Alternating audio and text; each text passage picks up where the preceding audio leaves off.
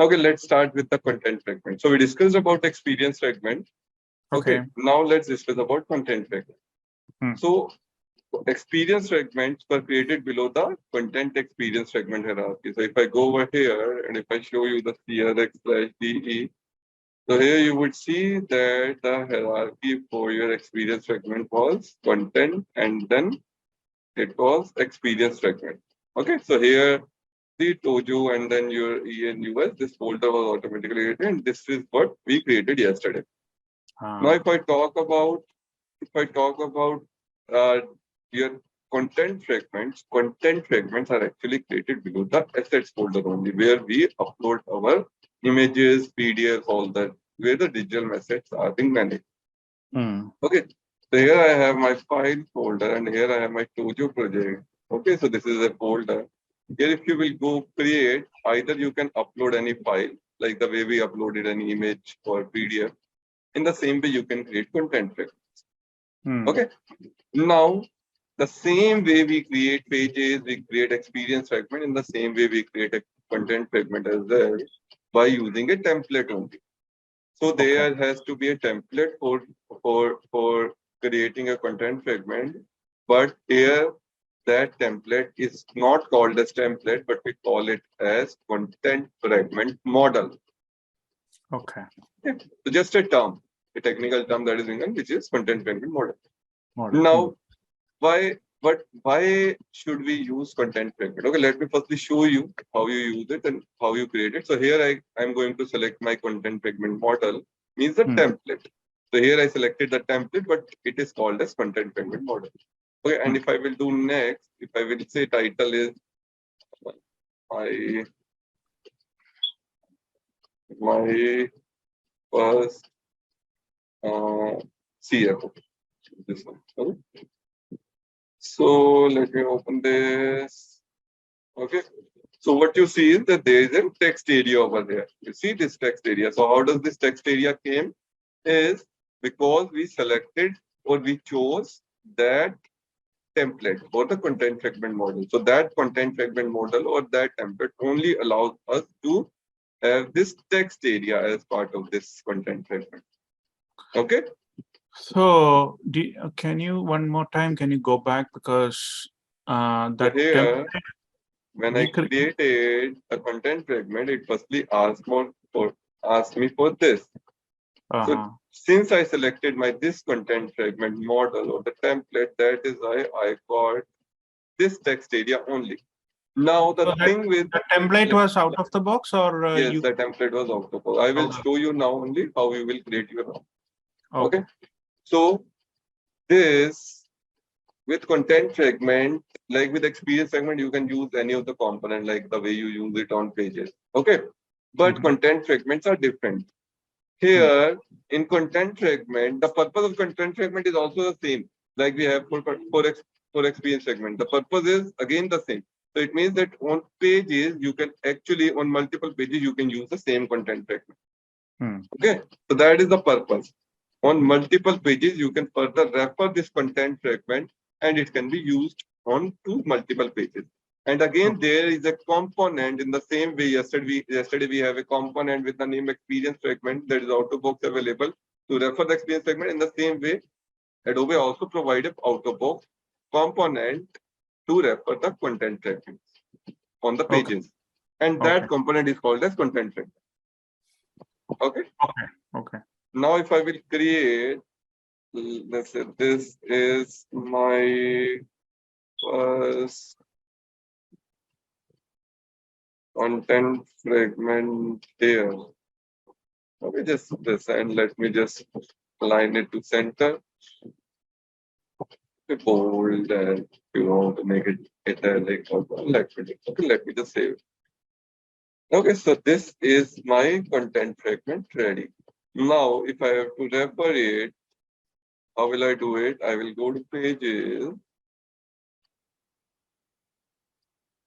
I will go to sites. I will go to the project, new page. Here, let's use this page. And here you will get an out of box component to refer your content fragments. So here you have the content fragment out of box component. And if you will open this, you will select, so automatically you see it gave me the DAM path. Because by default, Adobe also, of course, it knows that below the DAM only, we see we created my first content fragment as below this part, content DAM Tojo. So that's what I'm selecting over here, content DAM Tojo, and this is what I selected. And let's say rest of the things are something like, again, there's a variation thing, that the one that we discussed. And here our text comes up. Okay. So with the headline and all. It can be created only under DAM? Yes. Okay. Content, I will tell you there is a purpose behind this. There is a reason behind this. Why Adobe has suggested or why Adobe has not suggested, but they have made a constraint only that you can create a content fragment below that DAM only. I will tell you why. Firstly, let's discuss on how you create content fragment model. So here we created the content fragment and we referred it on the page. Okay, we referred this on the page. Now, let me show you how you can create a content fragment model, that is templates for content fragment. So here you go, here you see that there is an assets where we created our content fragment. And I told you that this hammer icon is all where the authors or where the developers can do the configuration thing. So if I will go to the hammer icon, here also you see there is an asset. So here all the configuration with respect to assets are being done. So basically, with respect to content fragment also, any configuration or basically the model that we have to create, we will create it over here. Okay. So remember, the actual things are being done over here behind the scenes. So you remember, even the application also was over here, because all the configuration, all the means behind the scene things are being done in this hammer icon. So if I will go to the assets, here you will see that there is an option to create content fragment model. Okay. Remember one thing, I think I told you, all your templates, whether it's your page, whether it's your experience fragment, or whether it's your template for your content fragment, that is content fragment model, are created below the conf hierarchy. Remember this thing. Okay, these are all created below the conf hierarchy.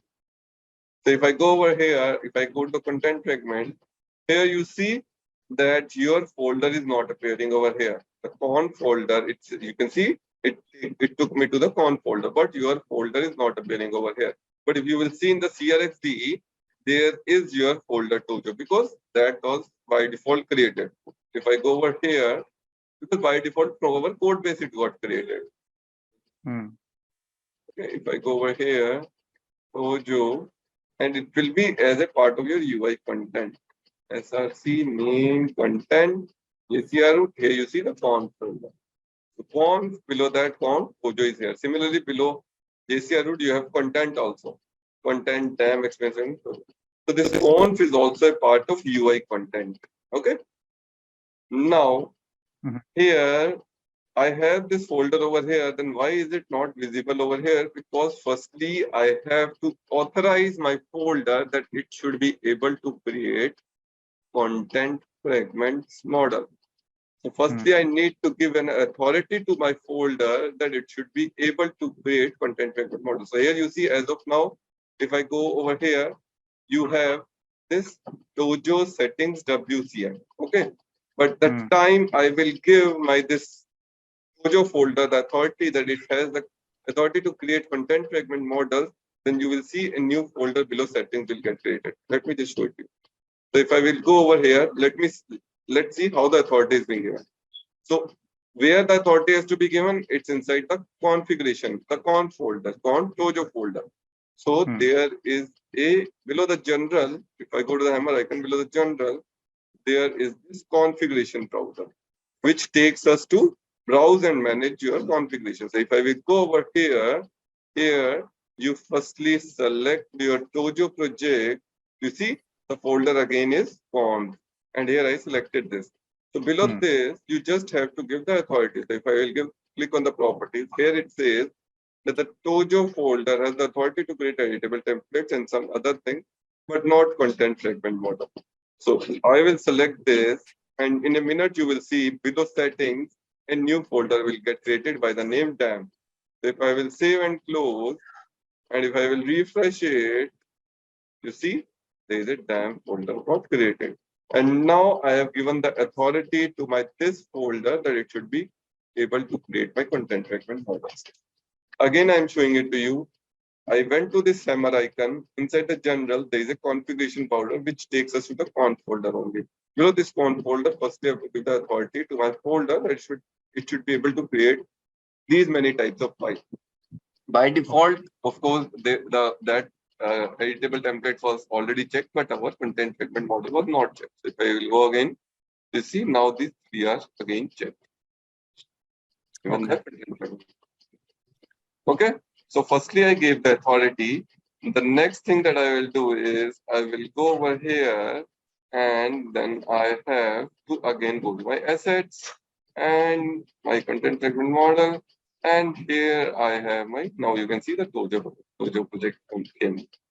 Earlier it was not over here, now it came up. Okay.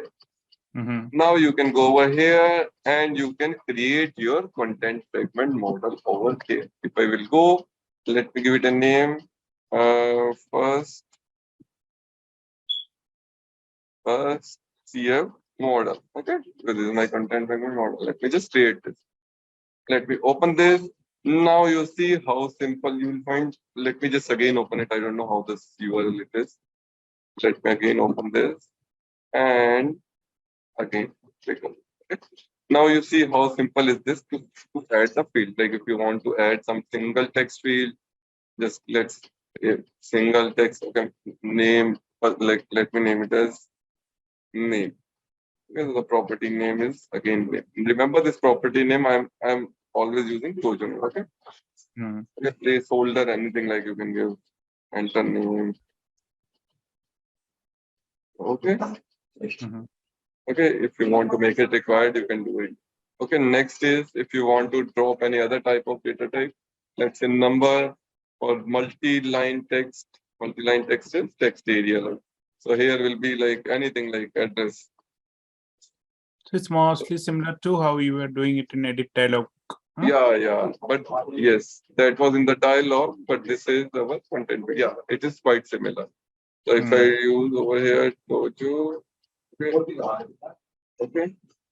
okay, and let's add another type number, and data type will be okay. Data type will be number, and field will be like simple age.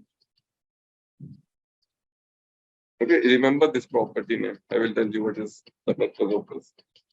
Now type can be integer or fraction. Okay, let's say default values. Let's say 0 required if you want. Okay, let me just save it. Now let me just save it.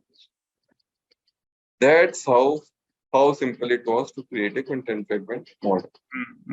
Okay, so you just drag and drops your fields are available over there. Okay, again I'm showing you all the steps because sometimes you get like people get confused. Firstly, you have to give the authority to create your content fragment model below your conf folder. So remember, all your templates, whether you are editable, whether your page or experience fragments, or whether you are content fragment template, which is content fragment model, are created below the conf hierarchy. So to create anything below the conf hierarchy, you first have to give the authority in the configuration browser. Once you give that. Other than, so now we created the content fragment model in conf hierarchy. Yeah. Other than this, I don't think we have created anything yet, right? No. This is the first time. First time, okay. Yeah. Okay. But experience fragment, what did you say? What should go into conf hierarchy? Which one? Conf experience fragment. No, conf not. It's content experience fragment. See, all the content will go inside the content hierarchy. Whether it's experience fragment, whether it's your DAM, whether it's your pages, everything. See, here you will see that there will be forms as well. So if you will create any form, that will also go away. Everything will go inside the content. Okay. So we firstly gave the permission. Once we gave with the permission, then we have to do some configuration changes. Again, sorry, basically we have to create our content fragment model. So we went inside assets. And then we went inside this content fragment model to create our content fragment model. So here you see our content fragment model is created into the Tojo. I see. Okay. Now again, let's go back to the starting. Sorry, let's go back to the starting. And now again, create a content fragment by using our content fragment model. Now there is one more step. Firstly, are you clear with the steps till now? Then only I will proceed, because there is Yeah. one more step where you okay. Great. So if I will go below the assets, files, now if you have to create your content fragment below this, you created this and you are having your that content fragment model. Now your content fragment model you have already created. So once you will create any new content fragment, you should get the option to use that content fragment model. So if I will create a content fragment model, unfortunately, still you won't be able to see your content fragment. Okay, you are able to see your first content fragment model. Okay, that's great. Okay, I will tell you. Actually, by default, you should not see it, but Yeah. somewhere I've already given the configuration. I will tell you about later. Mm, So here now, if you will go and create the content fragment, you can now select your content fragment model. Okay. So here I selected my content fragment model and do next. Let me give it as my second. Okay, and Yeah. open. Now you see you get all those options that we create, that we use in our that. Now enter name. Let me say Ojo name. Okay, and let's say the age is. Okay, let me just save it. And now your new content fragment is ready by through that new content fragment model that you create. Okay, now again you can use this content fragment. Now the important thing of this was the concept of content fragment. Now one thing or one question that would have arisen in your mind is that you could have done the same thing through experience fragment as well. Like here, we are only able to input text and some number field and some date and or some boolean, but those can be done through any of the component through the experience fragment as well. Okay, because it doesn't support the out of box component. It only supports the text, because here you cannot have any other image or cannot have anything. It can just have text within it. So there also, if you have realized, then while creating the content fragment model, there you only have the limited option to create different type of fields. Let me just show it to you again. Okay. So there you could only create some limited type of fields. Again, I'm going to assets, I'm going to content fragment model, project project, and here if you would see, if I again try to edit, here you see that okay, I only have these type of. Further, you can refer some content fragment as well for single line text, multi-line number, boolean date, enumeration. So these are the only fields that you can use in a content fragment. It means that you can only input, somehow I can say that you can only input text in it. You So cannot what is use the any other. content reference? What is that? So again, you can refer some content fragment from this content fragment. Okay. So find if within this your content fragment, if you want to refer some other content fragment, that is also what you can do. Okay. Now the main thing is, content fragment says that you can only input some text within it. Neither you can use any other your custom or out of box component. Neither you can input any image. Now, if this is the thing, then what is the exact purpose of using content fragment? Because this is somehow we can achieve through experience fragments as well. Okay. Because experience fragment also, if we have some component which helps us in inputting some text, like text component only, or the title component, so that also we can do the same thing. Agree with me? Neither we can add, neither we can have any styling over here. There, at least we were able to use in experience fragment, we were able to use our own custom component. So we have our own styling also over there. Our JS and CSS was also getting loaded. So our styling was also applied over there. But here it's just simple text. Now, what is the purpose? The purpose is when you use or when you have to use AEM as a headless CMS or content as a service there the content fragments are very much used. When I say headless CMS, let me give you an example. Like consider an ICICI Bank website. Okay.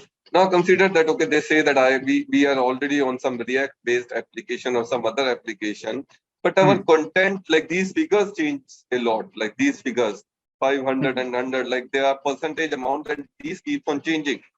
Now, what will happen since these figures, these amounts keeps on changing? What they will say is that behind the scene we can use AEM, and through content fragment we can expose these values. And of course, on content fragment we can change the values at any time. Like here, if you want, you can go to this content fragment and you can change any value at any point in time. Like here, the age is 20. If you say consider it was percentage or anything, now the age has to be changed. Now age can be changed at any time. Okay. Now, somehow, if the content from the content fragments can be exposed to the outside world and ICICI Bank can somehow access that content, that would be really great, because then they can automatically change the values in the content fragment and then can access that value and can refer or sorry, that value will start reflecting over here. Yeah. Okay. And But also how the localization, no, multilingual thing, maybe yeah, that. that can also be, but the primary thing is like this. Like Hmm. where you want to expose content, where the front end is built on some other application, behind the scene you want to expose some figures or some value or some text to the other parties using to the other parties. So how will you do that is the content fragments provides a way through which we can expose the content within this content fragment in an JSON format. So that Okay. JSON will be exposed to the outside world. So this whole JSON will be exposed to the outside world, and our this ICICI Bank website will make an HTTP call to that API, to the URL that I will show you now, and will access that JSON. And once they access that JSON, they can read that JSON and further get the values and they can update it over here. Okay. Now Yeah. how that JSON firstly will be formed, let's see that. So let's again go back. So we have our content fragment ready over here. So we have our content fragment ready over here. Now, how to expose this is basically the best is we can use experience fragments again. Here, let me create an experience fragment. And within experience fragment, as we know, within experience fragment, we can use any component. So within the experience segment, let me create an experience fragment. Okay. And let me say expose CF EXP fragment. Okay. So here the purpose of this experience segment is to expose CF for the content fragment. Okay. That's what is the purpose. Let me just create it. Let me open it. Now we already know. Let me just the URL. Now we already know experience segment is nothing but pages. So it can use all the components. So of course it can also use the content fragment component. Here I again use the content fragment on this experience segment, and I will refer the content fragment that I just created below the Tojo folder. Okay, and here is my content fragment. I selected this and let's say okay. So here all the fields are appearing. Now how will you expose it? What you have to do is just say the ICICI Bank that you use the URL, localhost or whatever, like your publisher URL it is, content experience segment, all here master instead of HTML, write model.json. Simple. And you see your whole content is exposed in the JSON format. This is all in the JSON format. To showcase it in a better way, you can ask them to write tidy as well. Right here, tidy. Model.tidy.json. You see, now it is appearing all good in the JSON format. And if you will scroll down, you see it gave you the whole information. You see, this is Tojo name. You remember what was Tojo name, Tojo address? The name that we gave inside the content fragment model. And these are the values that we inputted. So you see Tojo name. This is the value that we inputted. It's a text here. That's why it is appearing like this Tojo address. Similarly, the Tojo age is 30. If you change anything inside your content fragment, let me change it inside my content fragment. Let me Let me just edit this. Just a minute. Let's see. If I update the age to 35 and Yeah. say save, and Hmm. if I will refresh it, Hmm. see that I told you value to the ages. Okay. Yeah. Okay. Now the ICICI Bank will access this URL as an HTTP call from their front end anywhere from the back end front end, and they can read this JSON and Hmm. they will see that okay, this is the JSON key, the value, and they will read the value for this. Okay. Now, question is, now you showed me how to expose this content fragment outside. Now, so similarly, if I have a page instead of experience fragment, right? I have a page and I have added some content fragment to that page. Yeah, Right? okay, like the way we did it. And then the same similar URL I can do, But right? that page. Oh, you mean to say if in a page we can expose the through a page if we can expose the content from. That's my question. See, the best practice is that you do it through your experience fragments. You can do it, but what happens is then you have to give your permissions that your page can also, like your page hierarchy can also be accessed. This is your page hierarchy. Now you can either you should give a permission that okay, it can only be accessed as an extension HTML. If you will give that okay, even the JSON extension can also be accessed. So these sort of permissions that you have to give. And that is being given at the dispatcher level. I told you about dispatcher now. I think I told you a bit. This Yeah, was the but dispatcher layer which does the load balancing and all, but it also does the filtering of the requests. So it prevents any vulnerable requests from coming inside your server. So we give a proper rule that okay, any at any path with what all extensions, or we give a proper conditions where we say that okay, these all the what filter rule we use to apply is that every request should be blocked and some should be allowed to come in. And within that, what all should be allowed, there only we have to give that okay, the content tojo path, like our site's path is content tojo USEN. So we will say that okay, content tojo path can be accessed from the outside world. And then we'll give what should be the extension. So it is not a best practice that you should be able, anyone can be able to access your pages using the JSON extension. So that is why best well, is that you expose it using the experience request. okay. Now, the experience fragment. Let's say I have besides content fragment, I have other things also like image or different things. Okay, so other components also. Let's say, and then if when I give the master dot, when I expose. No, of course that will not be exposed because see in a JSON, can you expose the image? You cannot. Can you expose any styles? Can you expose any JS? Can you expose the styles that are being applied on the page? Can you? You cannot.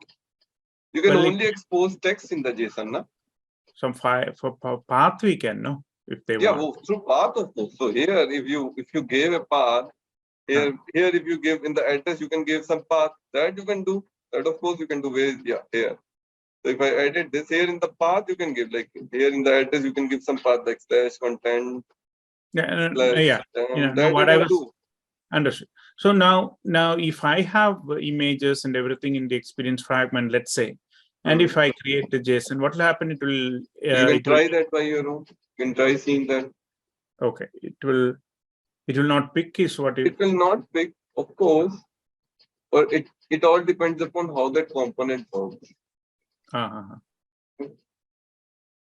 So it because basically, see, your component would have a lot of styling, would have a lot of div tag, because ultimately in a component, in a custom or in an out-of-box component, there would be an HTML that would be working. That is the site key. And that site key you would have placed multiple div or multiple tags. Of course, those cannot be exposed now. Right. So only text can be exposed in JSON. So experience fragment will only look for the content fragment and only take that one and put it in the JSON. Yes, that's how it works. That's how we expose the content. Okay. Oh, it only exposes the content. Okay. Because see, in a JSON, what else you can pass? Can you pass some image? Can you pass any styling? Can you pass any JS code? No, only text can be passed. Okay.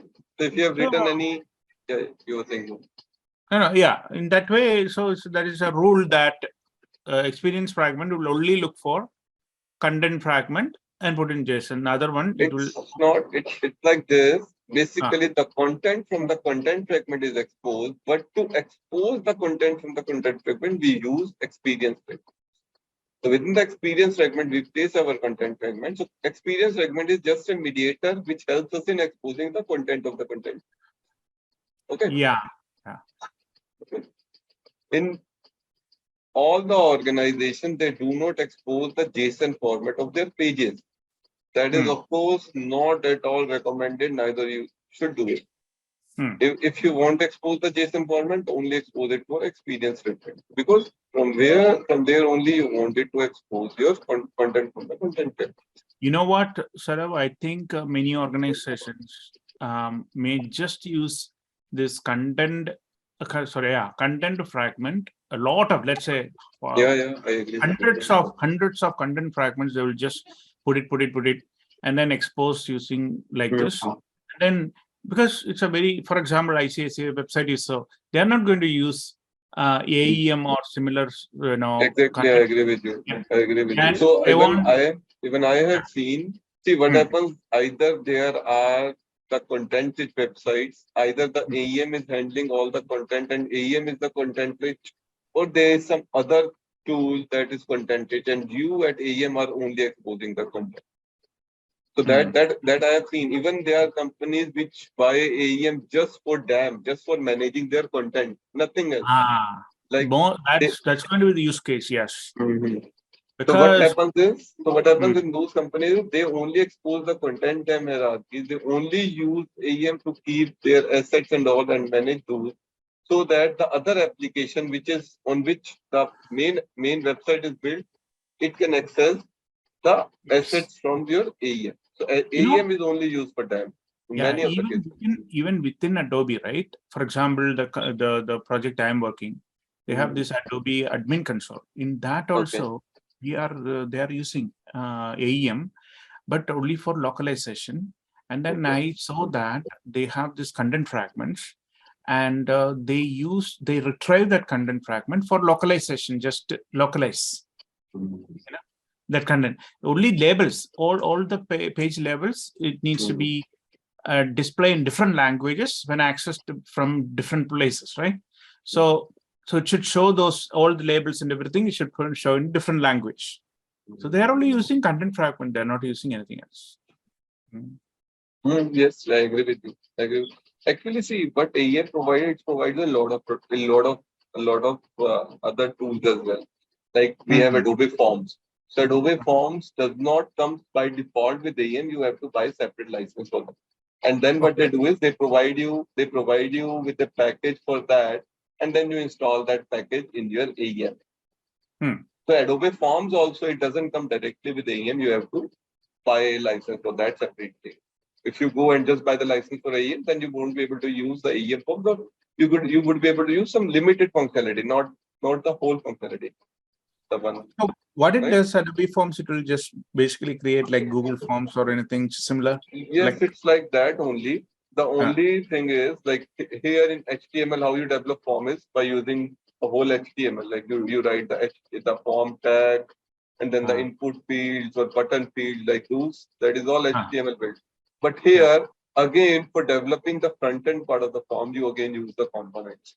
So use the parent component, which allows you to have the form tag, and then the child component, which is the input type, the radio button, any button, all those things. So all those are like again the drag and drop, that is for component into. Okay. Let's come back. So this was all about the content fragments. How you use, how you expose content fragments and all. Okay. So basically we use, this is a variation. You see again, okay, this is a variation for the experience fragment. And then you use dot model and dot JSON. Tidy I use because I have to write it, display it in the best, like in a better manner. If you remove tidy, then also it will give you the JSON, but not in the best possible. Okay. So what happens? Just one more thing I have to tell you. Then you can ask your question. So here, remember, what I did is, so till this point, it was URL. This is all URL. Okay. What is this after dot? So this is after dot, there is one text. Again, there is a dot, then there is one text. And then there is dot. Then this is, of course, we know this is extension, because whatever comes after the last dot is extension. Okay. But what do we call these? These are called as selectors. Okay. So we call these as selectors. Whatever comes after dot and before the last dot of extension, between these, it is all selectors. So here I have two selectors. It's just a terminology which I'm telling you. And if I remove this, which I will talk a bit more when we will discuss what's of it. Here I have just one selector. Whenever you in a URL, you see that this is the URL after dot. It's not a single text, but there are multiple dots. Then after the last dot, it is extension, and between that, it is all selected. Yeah. Oh, sorry. It is tidy. Yeah, you were asking something. Please go ahead. So the publishing part, right? So so is there any restriction? I mean, of certain types only can be published, or anything can be published to the No, anything can be published. See, separately. When I say you have to publish, you only publish your content. Whatever you publish, whatever goes, or whatever you see folder inside the UI content, those are only published. So you see, you have DAM, you have experience segment, and then there is a content tojo, which is your actual site. Similarly, your conf as well. But most of the time, conf is a part of your code, your content only. And some companies tend to check these things as well, like checking into their code. So here we created our this. Here, if I will show you, your content fragment model was created over here. WCM, then sorry, not WCM, below the tab. So here you see CFM. CFM is content fragment model, and here is our model, the first CFM model. Okay. So here are all our nodes. Now some companies tend to make it a part of your content, and some companies also checks in this. The best practice is that you make it a part of content. Now whatever is a part of content, that is checked in. So everything that goes, whatever is content that is not checked in, that is always replicated. So whatever goes below the content, you will always replicate it. So below apps, it's all your code. So code is never replicated. Code is always deployed separately on separate instance. So here we are deploying the code on author. We are deploying the code separately on 3 publisher instance. Code is all what goes inside the app. You do not replicate it. It means whatever it goes inside the content hierarchy, you replicate, and something that goes inside conf, that also you replicate. Inside apps, you never replicate anything because you never even get the option to replicate it. So the code doesn't have to be present in the publish, because here itself we are. Code is deployed separately, na? Code you have to deploy separately on author, separately on publisher. Content is something that you will create on the server, and then it is replicated to the publisher. So content is either your DAM asset, your pages, your experience segment, your content fragment. Everything that goes below content is all a part of your server, and that is always replicated. That is never checked in. So content duplicate means publish to publish instance.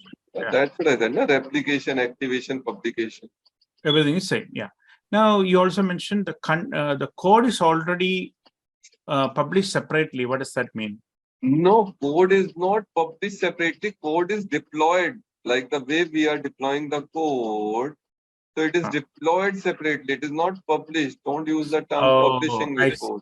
I see what you're saying. So deploy. So you have to deploy the code on 4502. Similarly, you have to separately deploy the code on 4503 or other publisher. Okay. Now, when we run when we deploy, or when we publish a content, right? For example, a page I'm publishing.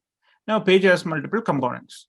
Now, in the publishing time itself, it will process, compile, render. Finally, it will put a HTML to the publish instance, right? Yes, that it will do by itself. So then where the code will be used in the publish instance, because already it's processed in the other side. You publish the content. But it means that in your publisher instance, you activated this page, Tojo you activated this content. So Ian, consider you activated this home page or new page. Okay. Now you activated this new page. So this page will get activated and will be available on the publisher instead. But behind the scene, it is saying that it has to make the use of this resource type to render these nodes. So from where does this resource will come? It will So the come to your rendering code only, no? rendering will not happen at the time of No, it replication. will the only responsibility is to make your page available on the publisher. So before replicating anything, your code should be available. Then only the thing will be. So this replication process from author will not convert this page into an HTML file. Will not do that, right? See, this is your page. This is your page, new page. So you are replicating this. So this page will be available over there. If you will open this page on the publisher, if your code is not deployed, what will happen? Your Sling will do the resources. It will say that, okay, I have to render this page. So below that, it has so many nodes. Let me render these as well. So once it will go and see, okay, there is a node with name this, and it will be rendered by using this resource. It will say that whether this resource is available or not. It will say, no, the resource is not available below the app hierarchy. So the page will fail its execution. Page will be available. The HTML will be available for this page. But its node won't be rendered because how this node will be rendered, how nodes for this will be rendered, the code for that is not available on the publisher instance till now. Yeah. No, that I got it. What I was thinking is it will. So your page will be available on the publishers. Yeah. Your page will be available. What I was thinking is this component what you showed, no? The resource type Tojo / component Tojo world. That code will run here itself, at the time of publishing. It will run and it will make the, the final output.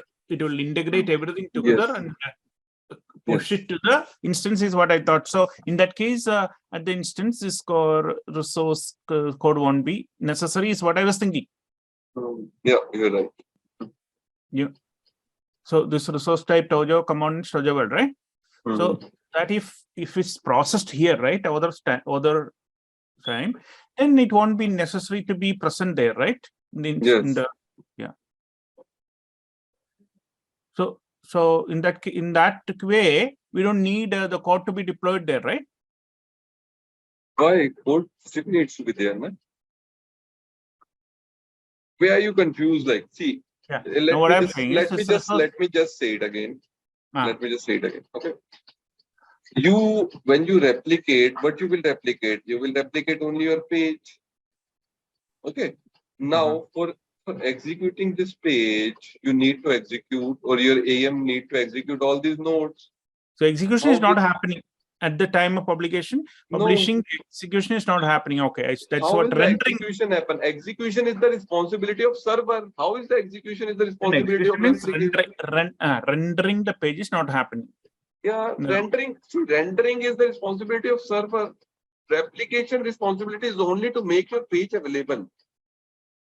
So the one we saw, whenever we were looking at, right? So that was only preview. Maybe the one we were after that we will look into. Is that the server or 4503 or 02 we were looking at to see the page? That was our publisher server.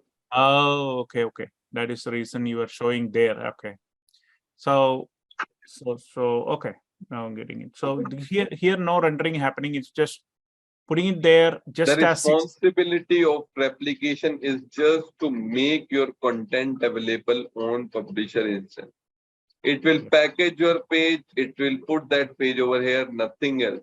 See, for rendering anything, you need your tools, you need server, you need your Java, everything. How a replication agent can do that thing now? You need to have your code available on your server. Your content will be available on the server through your application agents. Once you have your code, then only the page will be executed. If you have your content without the code, how will the content will be rendered without the code? Because ultimately, within this content, it is referring the code only. Okay. Is it clear now? Code is there in the author instance also, but it will not use that code to render at the time of publishing. Yes. Code has to be deployed separately. Hmm. Okay. Okay.